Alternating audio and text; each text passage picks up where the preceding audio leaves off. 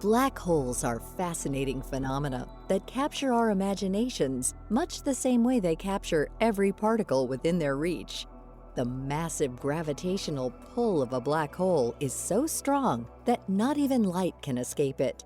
But for centuries, black holes were just a concept, a mathematical theory based on Sir Isaac Newton's law of gravity. Today, however, we know that black holes do in fact exist. The first photo of one was taken in 2019, but there is still much to learn about these mysterious wonders of the universe and plenty of room for speculation. It's funny that so many people think they know what a black hole is, but people's conceptions are often off. People think of a black hole as a very dense object, but a black hole is actually not an object at all. It's more like a place. It's a place in space-time where the curves are so strong that not even light can escape. And that phrase that we've heard a lot refers to something we call the event horizon. So the event horizon is really a region in space-time. If you were to go up to the event horizon, all you would see is a shadow, and there's nothing there. There's no matter there anymore. It's gone. So it's really not an object. It's more like a place.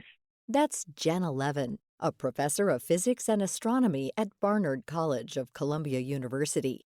She's also the author of Black Hole Survival Guide, a surprisingly accessible take on a daunting subject. She writes that 6 months after Albert Einstein published his theory of relativity in 1915, his friend Karl Schwarzschild used Einstein's theory to mathematically show that black holes exist. It was an incredibly elegant solution, incredibly simple, actually, in this very complex mathematical theory. So Einstein himself did not discover black holes. They were discovered by his friend Karl Schwarzschild. Now, they weren't called black holes for many decades. 5 decades later, they earned the name. But it was just this kind of imagining. And what Schwarzschild did, he said, just imagine. I'm not going to ask how this is possible, but just imagine all the matter of, let's say, a star crushed to a point. And this is what the curved space-time would look like around that point. And Einstein thought the solution was very elegant. He was impressed at how quickly it had been obtained. He helped get it published, but he thinks that nature will protect us from their formation. I mean, after all, it's really hard to crush things. I can't crush my phone to a point. It would be impossible because matter resists, right? It resists being crushed. So Einstein didn't believe they would form in nature. And it was a debate that went on for many years before we realized that nature had thought of a way to make black holes, and that was by killing off some very heavy stars. Since then, we've learned that black holes are relatively small. For example, if our sun, which is 1.5 million kilometers across, were to collapse, the resulting black hole would be only about 6 kilometers across. And so what people think of as these giant monsters looming in space, they're actually tiny. That's sort of their whole gestalt, that they're heavy, but they're small. You could fit a black hole the mass of the sun inside New York City. They're city-sized. And yet, these teeny tiny objects are what hold together the billions of stars and planets that comprise a galaxy, like the pin at the center of a pinwheel. You can see the effect of the black hole at the center of our own Milky Way. However, not all galaxies have pinwheel shapes. The reasons behind this are yet another mystery scientists are trying to solve. Nobody anticipated that. We started discovering supermassive black holes at the centers of galaxies and then walked away realizing, well, essentially every normal galaxy is going to have a supermassive black hole at its center. We see hundreds of billions of galaxies in the observable universe. That's hundreds of billions of supermassive black holes. And they provide some kind of mechanism, we believe, for sculpting the galaxies. So when the galaxies are forming, these black holes with their powerful jets and these magnetic storms that they create in the interior of galaxies sculpt how the galaxies form and regulate the nature of the galaxy. So part of our history of having this planetary system with this kind of ordinary yellow star and this habitable planet, part of our history is shaped by that black hole. We may well fall into that supermassive black hole one day. Not that it's likely to happen anytime soon. It's more likely that this will occur billions of years from now. But let's imagine our sun suddenly collapsed and became a black hole today. Would Earth be immediately sucked into its black maw like water down a bathtub drain? Our orbit would actually be fine. We wouldn't suddenly be sucked in. It's only when you get catastrophically close that you begin to notice that it becomes harder and harder to resist the infall. However, let's imagine that you did somehow manage to fall into a black hole. What then? Once you cross the event horizon, your continued fall is inevitable. There is nothing you can do to halt your decline. It's not as though you can hover safely on the interior of a black hole. You are driven towards the most dramatic region of curved spacetime, which we sometimes call a singularity, where spacetime is essentially infinitely curved. And then you are for sure pulverized and crushed to death and torn to shreds. And it's very dramatic.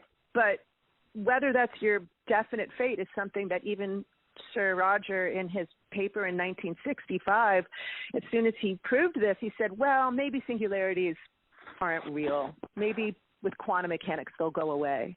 So this continues to be a kind of debate about what's on the interior of a black hole. There are many theories out there, but the fact is, no one knows for certain what happens to matter inside a black hole, especially at its mysterious center, also referred to as a singularity. The singularity is problematic because it's almost as though things cease to exist. Like they come to a finite end of space-time and they cease to be. And that's a kind of violation of the entire campaign of physics. Now, maybe that's true and that's what happens, but it violates the paradigm that we can predict the future from the past and the past from the future. That's in some sense knowability. That's what we mean when we do physics, what we're after. Despite the unknowns we face with black holes, Einstein once said that the observable universe is knowable. He believed that everything within its bounds can in time be understood, and not just the present, but the past and future to come. When people ask about extracting meaning from thinking about something as abstract as the origin of the universe or the death state of the universe, the meaning is in the fact that we can understand it. We've been around for a bleep in the history of the universe, a tiny, tiny bleep, and we're not looking that promising in terms of surviving into the millions of years the way the dinosaurs did. But what do we have that the dinosaurs didn't is we have this ability to know the universe. We have this ability to recognize that there was this phenomenon, the Big Bang, that our universe had an origin nearly 14 billion years ago, and that we're progeny of this.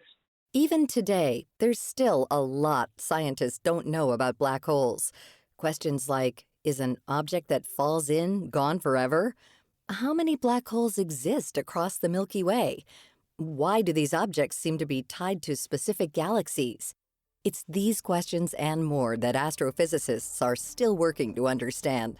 To find out more about this topic and our guest, Janna Levin, head to viewpointsradio.org. This segment originally aired in January 2021 and was written by our associate producer, Polly Hansen. Our executive producer is Amira Zaveri. Studio production by Jason Dickey. I'm Marty Peterson.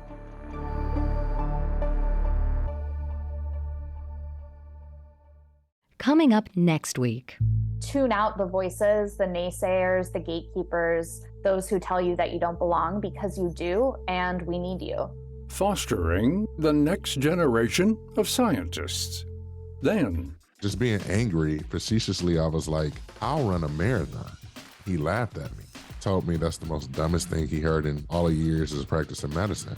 One man's mission to prove everyone wrong. I'm Marty Peterson. And I'm Gary Price. These stories in depth on your public affairs magazine, Viewpoints.